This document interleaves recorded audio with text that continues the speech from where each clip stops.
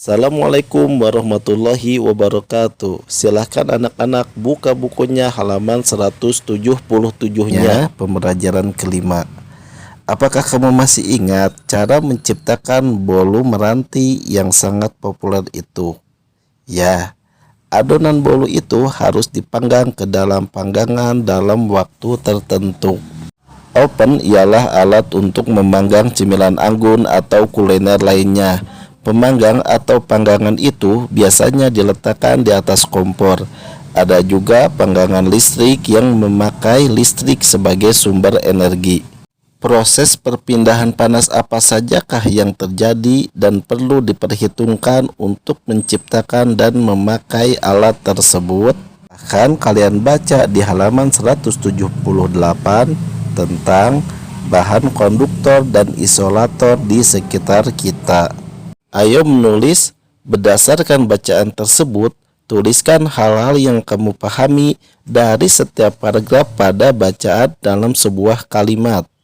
Kalimat-kalimat tersebut akan mewakili isi dari bacaan yang kamu baca. Tuliskan pada daerah yang telah disediakan. Lihat halaman 179 dan 180.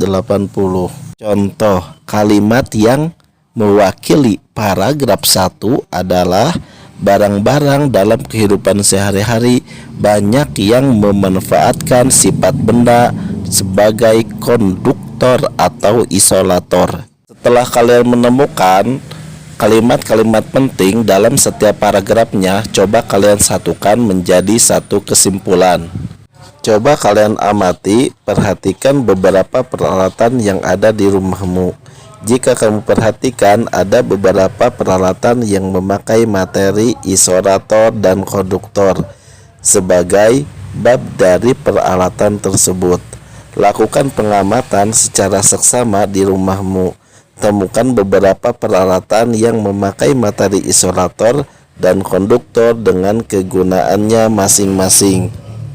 Banyak peralatan di sekitar kita yang mengandung materi isolator dan konduktor yang mempermudah hidup kita. Contoh seperti pegangan panci yang terbuat dari bahan plastik, kegunaannya untuk membuka dan menutup tutup panci.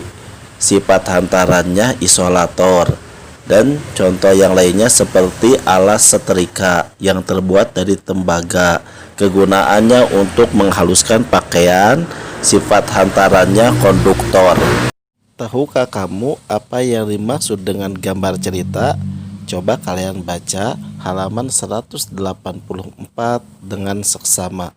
Gambar cerita disebut juga dengan gambar dongeng. Ialah gambar yang memperlihatkan aktivitas orang-orang atau binatang-binatang dalam suatu peristiwa. Gambar dongeng sanggup ditemui pada buku-buku cerita, terutama untuk anak-anak, untuk menceritakan sebuah peristiwa, baik insiden yang benar-benar terjadi atau dongeng imajinasi. Bagaimana gambar dongeng dibuat? Menggambar dongeng sanggup dilakukan dengan teknik kering dan teknik basah. Alat dan materi untuk menggambar dongeng dengan teknik kering memakai beberapa alat, misalnya pensil, kapur, krayon, atau materi lainnya yang tidak memerlukan air.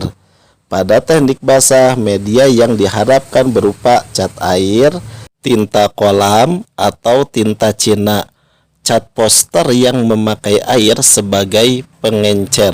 Untuk lebih jelasnya lagi, silahkan kalian baca-baca bukunya dari mulai 184 sampai halaman 186 untuk menambah wawasan kalian.